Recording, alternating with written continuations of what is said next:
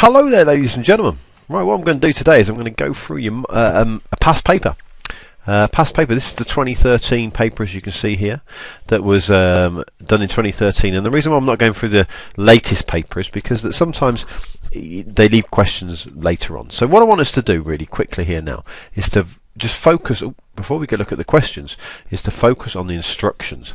And there's a couple of key things that are really important for you to look at. Use a black or ink or ballpoint pen. You know, I'm sure that that's the same with every exam, but this is a key thing. It says here, answer 4 questions. Each of the questions have 5 parts. Now, every year we get people saying, "Oh, I answered all the questions, sir." You don't answer all the questions in the exam. Okay, what it is that you're going to be able to do is you're going to be able to answer 4 questions. So if we go through here, I'll show you the paper just very quickly as I scroll down and scroll up. There's one question. Now the question here, it says question 1. It matters of attitudes of life and death. That's something that we've done this year, so you should be able to remember that.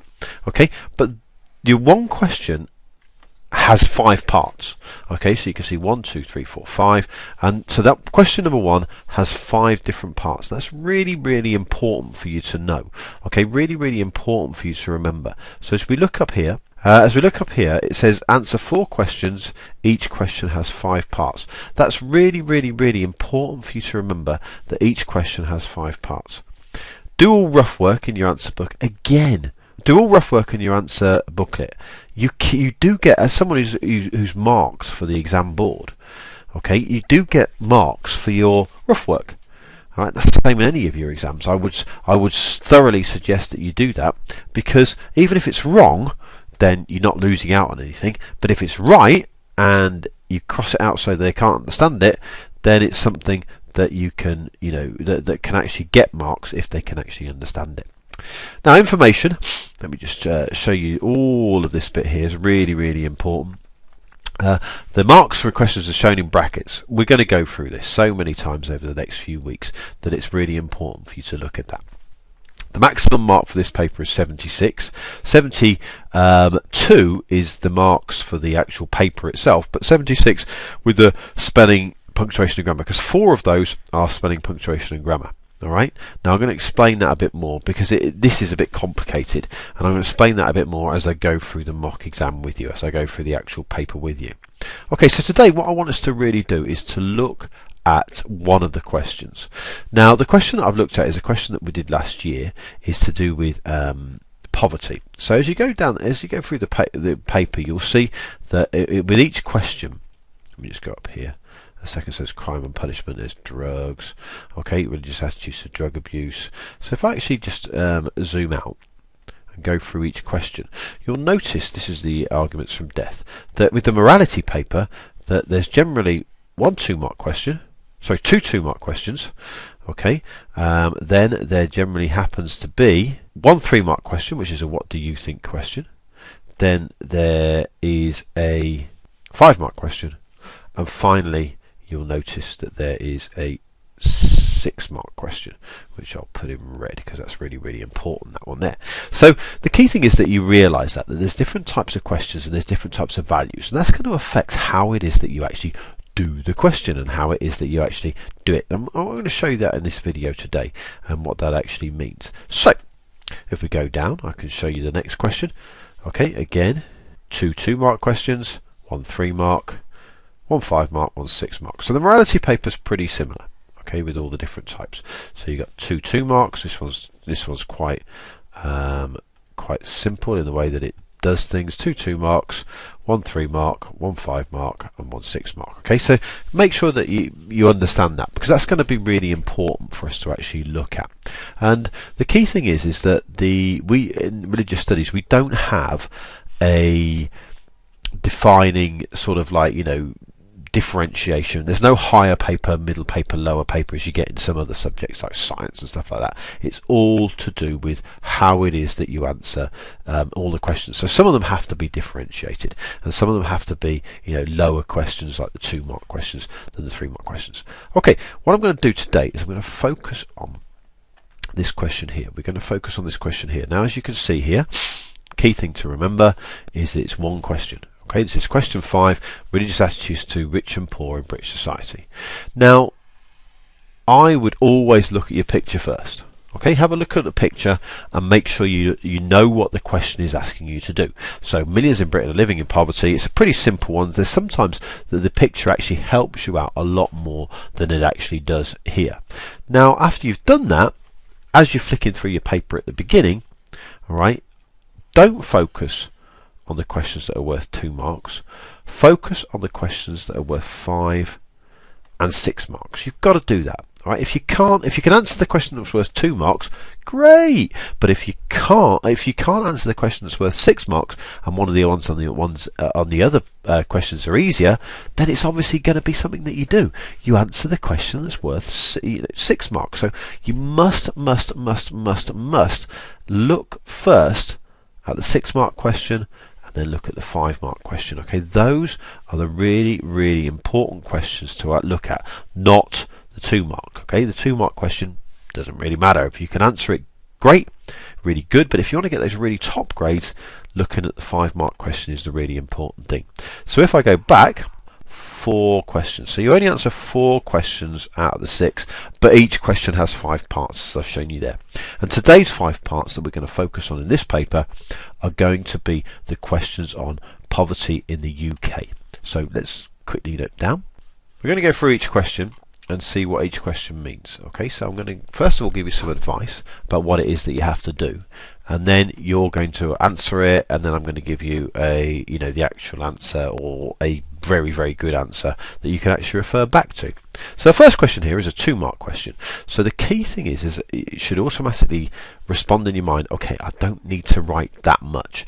Especially I'm speaking to the people out there who write too much. Okay, you don't need to write too much for a 2 mark question. In fact, this one is the explain briefly question. So explain briefly should automatically just make you go, oh, right, okay, I'm just going to explain this briefly. Okay, what is meant by the term the poverty trap? Now, if we actually look at this one here and we start to answer it, what is meant by the poverty trap? Now, if you remember, it's the cycle. It's a bit like the cycle of offending, all right, with the crime and punishment section. But the poverty trap is this: people get into poverty for whatever reason, right? The reason that I've chosen in my model example is gambling, all right? So people gamble, so gambling. And what happens then is that they, it's got an E in it, might have, I don't think it has, excuse me about that one. So gambling, and then what happens is they get into debt because of their gambling, and so they borrow more money. Yeah, because they borrow more money, they stay in debt, so to pay off the debt, and the debt just spirals out of control. And that's the idea of the poverty trap. So what actually happens is it actually causes a real massive problem with lots of different people. So explain briefly what's meant by the poverty trap.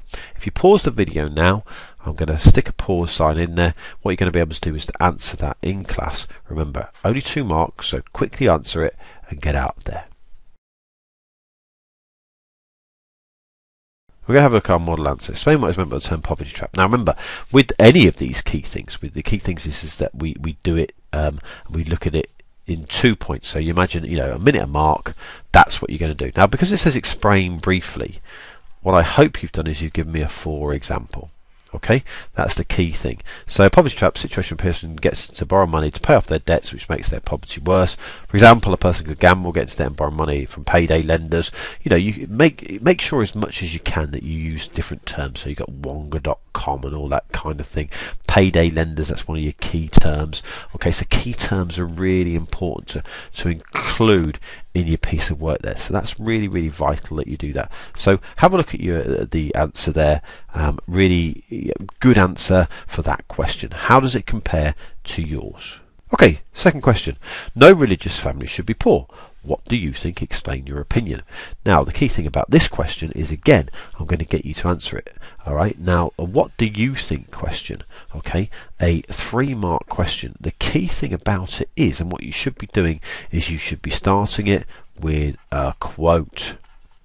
Okay, a quote from the Bible, the Quran, or generally from religious teaching, and what actually it is that you actually have learned. Now, if you look in your revision book, you get the quotes at the beginning of each of the chapters that we start off with. Just have a look at those. Make sure you learn them from Brainscape and the other revision things that we've looked at. Now, no religious family should be poor. Good, great quote. You could use love your neighbour. All right, so your another family being poor is obviously a neighbourly family. You could use that, and don't be worried about using that a lot, right? But I've used a slightly different one. I've used a Muslim quote or an Islamic quote, okay? And in my answer, I suppose, or in my perfect thing that I'm going to show you in a second, all right, I've used a quote from the Quran, okay, that talks about nobody should eat while their brother goes hungry. Now, don't remember, if it's not perfect, don't worry, but nobody should eat while their brother goes hungry. That's a great quote to use, and it's really good in a 3-mark question to use a quote to start off with, because it shows that you understand the religious point of view. Right, so here we go. Excuse my handwriting, it's not the best.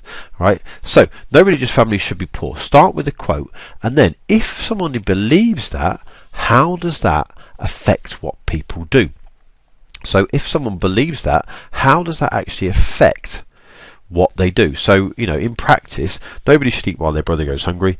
What do Muslims do because of that? So, what do they do? Which is an important part of it. So I always say it's a bad answer. So how does belief affect what they do? Okay, so it's a bad answer. Key thing there is to make sure you use the quote. How is that going to affect what they do?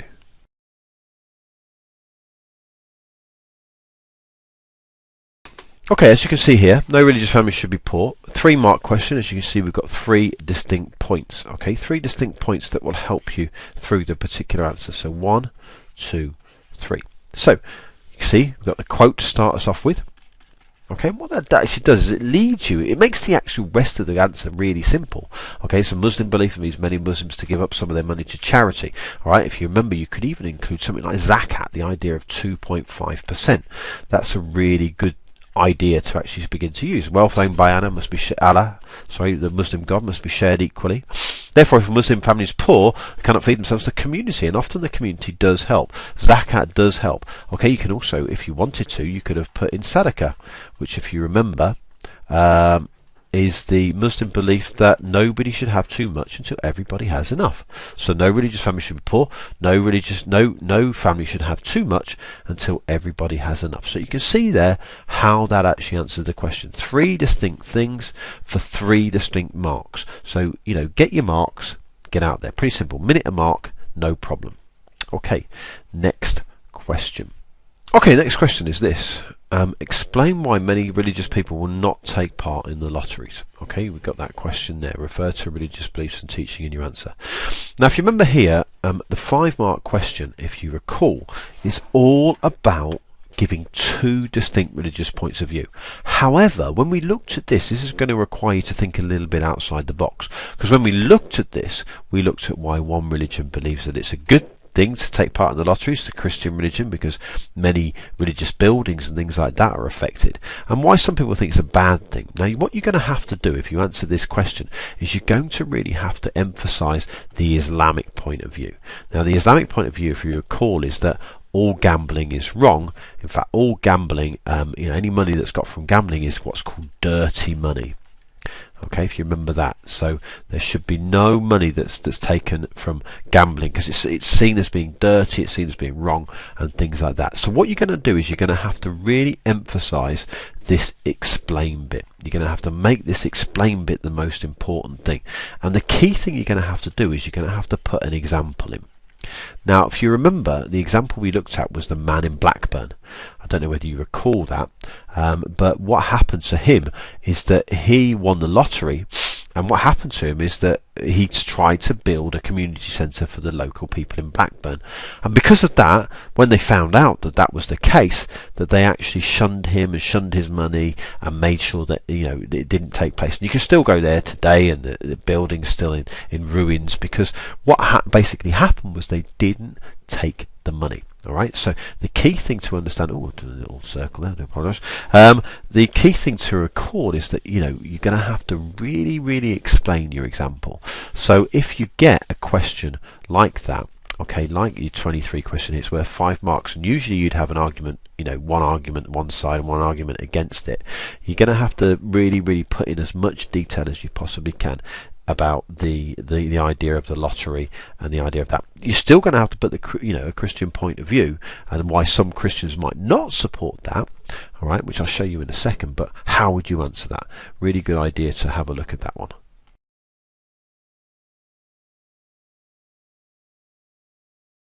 Okay, ladies and gentlemen, let's have a look at the answer then, or the so-called answer, the idea of what happens here. So explain why many religious believers will not, key thing, again I'm going to refer to this one, not take part in the lotteries, refer to religious belief teaching.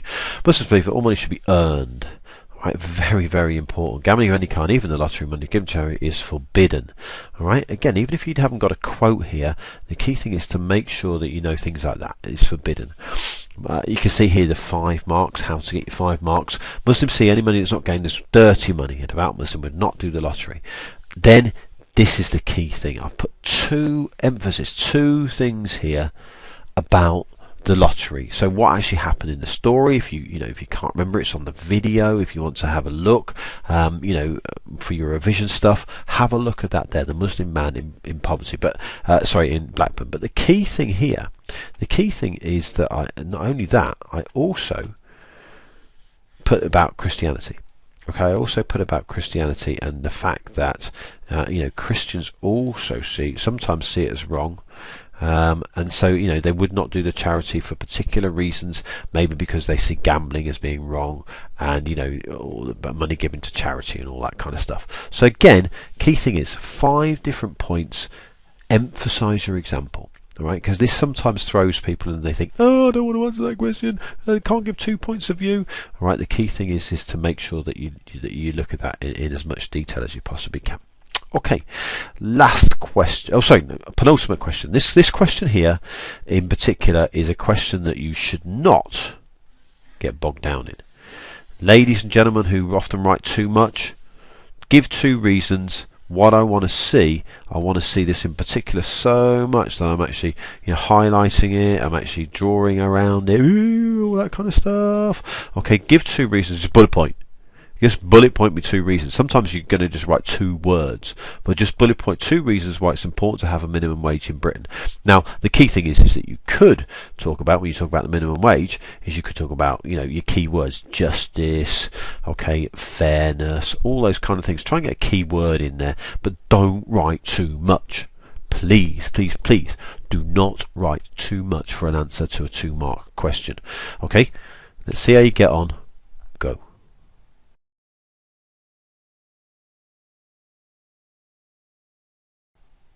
Okay, here we go. Here's the answer to the 2-mark question. Let me just have a quick look. There it is. That's all you need to write. That is all you need to write. You do not need to be putting any more detail in than that, so that people are not taken advantage of, people are fairly paid. You can see here in particular I used a keyword. All right, fair, fairness, equality. You might want to talk about justice. You might want to talk about all those different kind of things. Make sure use keywords, all right, but don't write too much on a 2-mark question. Okay, finally then, ladies and gentlemen, the final one. All right, your SOS answer. We've been doing these since year 8. Don't write an SOS answer for any other question apart from your last one. Let me repeat that. Do not write an SOS answer for any other question apart from your last one.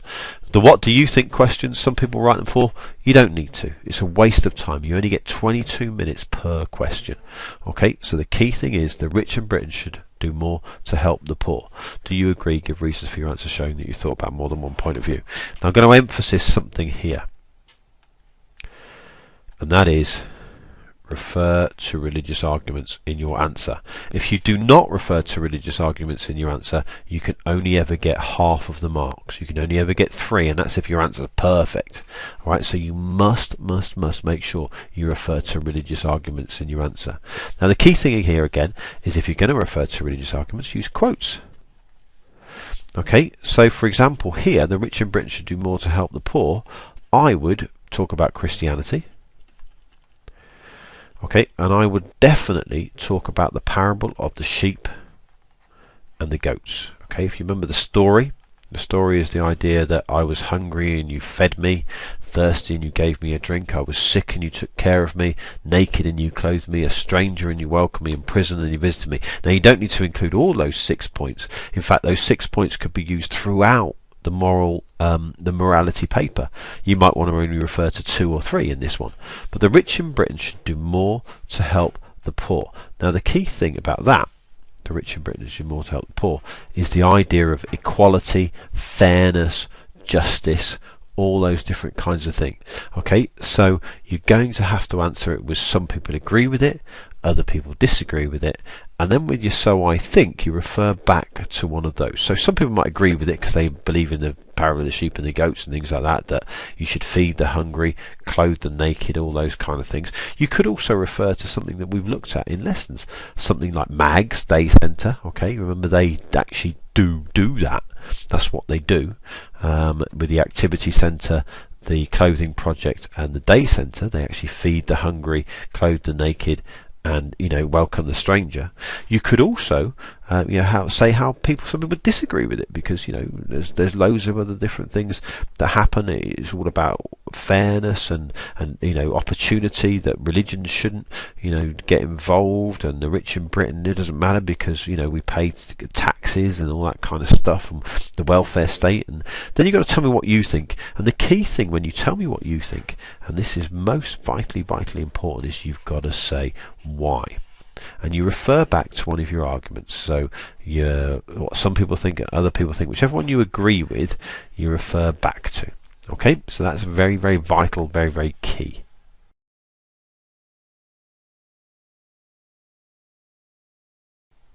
Okay, ladies and gentlemen, let's have a look at the answer then. All right, let me just get that off there. Let's have a quick look at the answer. Here we go. I'm going to put these in 3 parts because it's a bit different. So the rich and poor in Britain, and I've actually highlighted here. I've highlighted it. I'm going to highlight it here. Refer to religious arguments in your answer. Make sure that you actually do that. Okay, vitally, vitally, vitally important. So let's have a quick look here. Now, here we go. This is, something that you must be referring to in your SOS answers. Okay, the parable of the sheep and the goats, something that actually quotes in, about feeding the hungry, about clothing, giving drinks to the thirsty, clothing the naked. All right, and here again, absolute poverty.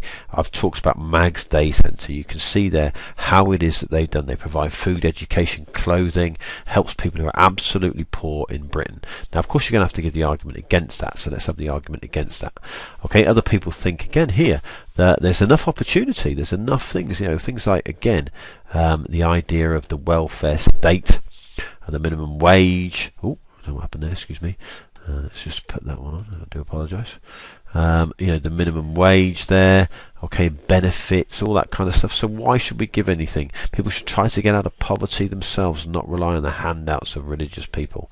All right, the key thing is that you give the argument again. Whether or not you agree with what you're saying or not, you must give the argument against it. And then finally, refer back to which one you agree with. Even if you don't agree with which one, nobody's going to come around your door and knock on the door and say, you said that you agree with what Christians think, you said you agree with what Muslims think.